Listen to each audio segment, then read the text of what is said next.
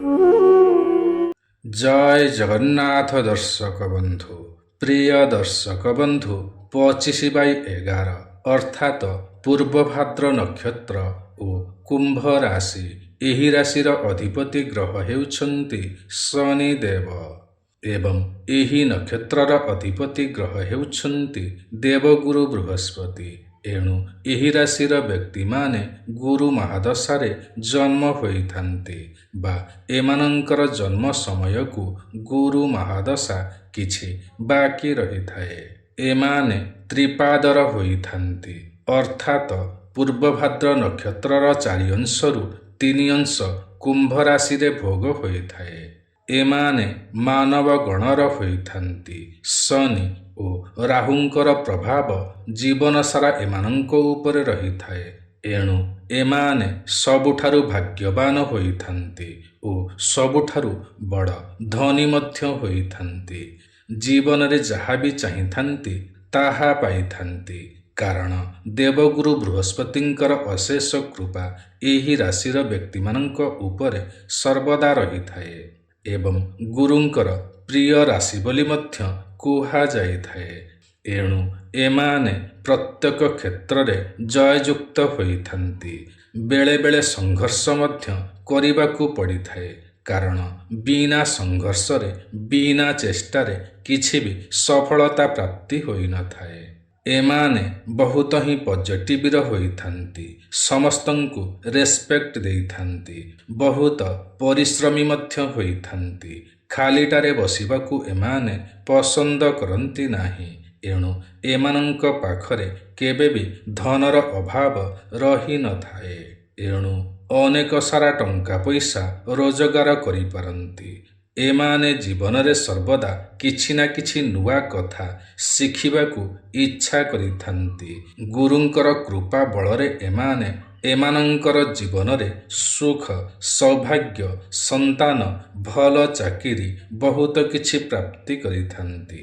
କିନ୍ତୁ 24 ବର୍ଷରୁ 33 ବର୍ଷ ମଧ୍ୟରେ ଏମାନେ ବହୁତ ସଫଳତା ପାଇଥାନ୍ତି। ଏମାନଙ୍କର କିଛି ସ୍ୱାସ୍ଥ୍ୟ ସମସ୍ୟା ଲାଗି ରହିଥାଏ, ଯେପରିକି ପେଟ ରୋଗ ସମସ୍ୟା ଅଧିକ ଲାଗି ରହିଥାଏ। ଏମାନେ ସତ୍ୟନିଷ୍ଠ ହୋଇଥାନ୍ତି, ପରୋପକାରୀ ହୋଇଥାନ୍ତି, ଦୟାଳୁ ହୋଇଥାନ୍ତି ଓ କରୁଣାର ସାଗର ହୋଇଥାନ୍ତି। ଧାର୍ମିକ ପରାୟଣ ବ୍ୟକ୍ତି ହୋଇଥାନ୍ତି। ରହସ୍ୟମୟ କଥା ଜାଣିବାକୁ ଏମାନେ ଭଲ ପାଇଥାନ୍ତି ଓ ଚେଷ୍ଟା ମଧ୍ୟ କରିଥାନ୍ତି।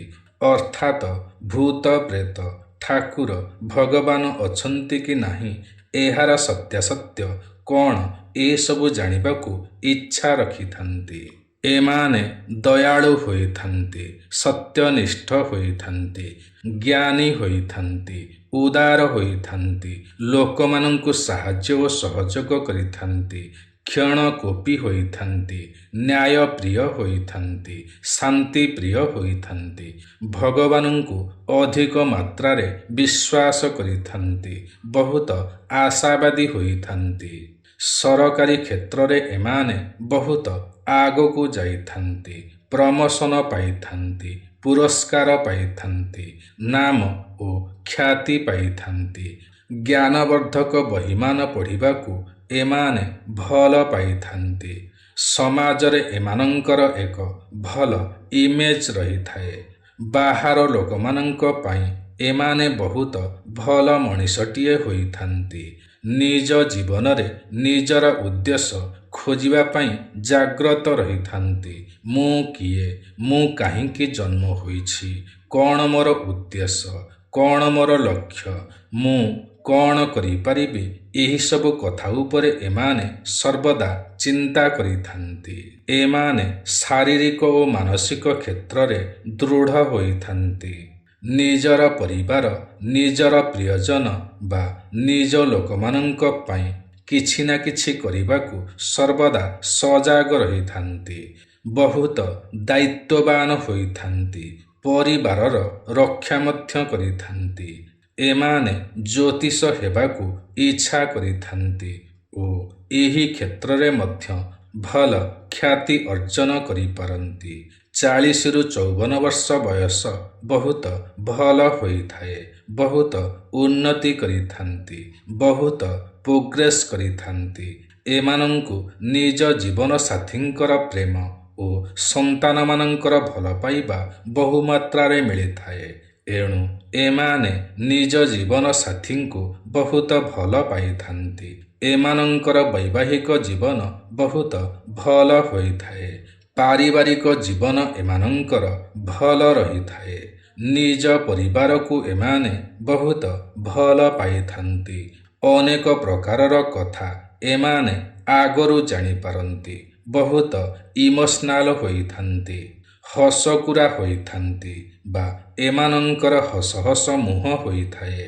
ବିଦ୍ୟାବନ୍ତ ହୋଇଥାନ୍ତି, ବୁଦ୍ଧିମାନ ହୋଇଥାନ୍ତି, ଚଞ୍ଚଳ ହୋଇଥାନ୍ତି, ଜ୍ଞାନୀ ହୋଇଥାନ୍ତି, ପଣ୍ଡିତ ହୋଇଥାନ୍ତି, କୁଳଶ୍ରେଷ୍ଠ ବା କୁଳରକ୍ଷକ ହୋଇଥାନ୍ତି, ବହୁ କୁଟୁମ୍ବୀ ହୋଇଥାନ୍ତି, ବହୁ ବିଳାସୀ ହୋଇଥାନ୍ତି ବା ଲକ୍ଜରୀ ଲାଇଫ୍ ବିତାଇଥାନ୍ତି। ଭଲ କୃଷକଟିଏ ମଧ୍ୟ ହୋଇପାରନ୍ତି।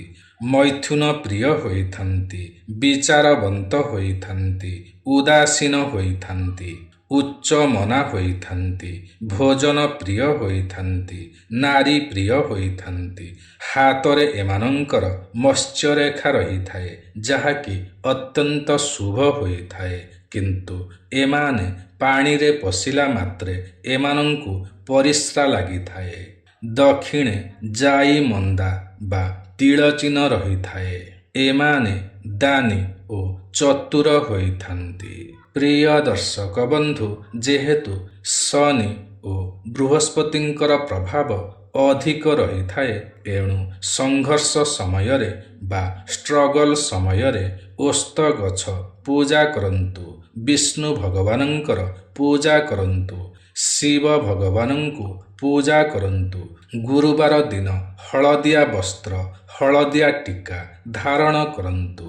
ଏହାଦ୍ୱାରା ସମସ୍ତ ରିଷ୍ଟ ଖଣ୍ଡନ ହୋଇଥାଏ। ଦୁଃଖର ଦିନ ସରିଯାଇଥାଏ। ଷ୍ଟ୍ରଗଲ ଲାଇଫ୍ ସକ୍ସେସ୍ ଲାଇଫରେ ପରିଣତ ହୋଇଥାଏ। ଉନ୍ନତି ପ୍ରାପ୍ତି ହୋଇଥାଏ, ସଫଳତା ପ୍ରାପ୍ତି ହୋଇଥାଏ, ଧନ ଧାନ୍ୟ ଗୋପଲକ୍ଷ୍ମୀ ପ୍ରାପ୍ତି ହୋଇଥାଏ। ତେବେ ପ୍ରିୟ ଦର୍ଶକ ବନ୍ଧୁ, ଏହା ତ ଥିଲା 25/11 ପୂର୍ବଭାଦ୍ର ନକ୍ଷତ୍ର ଓ କୁମ୍ଭ ରାଶି ବିଷୟରେ। ଆଜିର ଏହି କାର୍ଯ୍ୟକ୍ରମଟି ଆପଣଙ୍କୁ କିପରି ଲାଗିଲା ନିଶ୍ଚୟ କମେଣ୍ଟ କରି ଜଣାଇବେ। ଯଦି ଆଜିର ଏହି କାର୍ଯ୍ୟକ୍ରମଟି ଆପଣଙ୍କୁ ପସନ୍ଦ ଆସିଥାଏ, ତେବେ ଗୋଟିଏ ଲାଇକ୍ ନିଶ୍ଚୟ କରିବେ।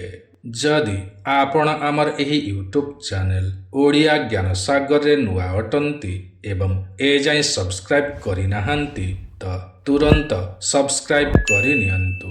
କାରଣ ଆମର ଏହି ୟୁଟ୍ୟୁବ୍ ଚ୍ୟାନେଲରେ ଏହିପରି ଅନେକ ଭଲ ଭଲ ଭିଡ଼ିଓମାନ ସର୍ବଦା ଅପଲୋଡ଼ କରାଯାଇଥାଏ, ଯାହାକି ଆପଣଙ୍କର ଜ୍ଞାନର ସୀମାକୁ ବଢ଼ାଇଥାଏ। ତେବେ ଆଜି ପାଇଁ ଏତିକି। ପୁଣି ଦେଖାହେବ ଆସନ୍ତା ନୂଆ ଏକ କାର୍ଯ୍ୟକ୍ରମରେ। ସେ ପର୍ଯ୍ୟନ୍ତ ଆମକୁ ବିଦାୟ ଦିଅନ୍ତୁ। ଜୟ ଜଗନ୍ନାଥ ଦର୍ଶକ ବନ୍ଧୁ।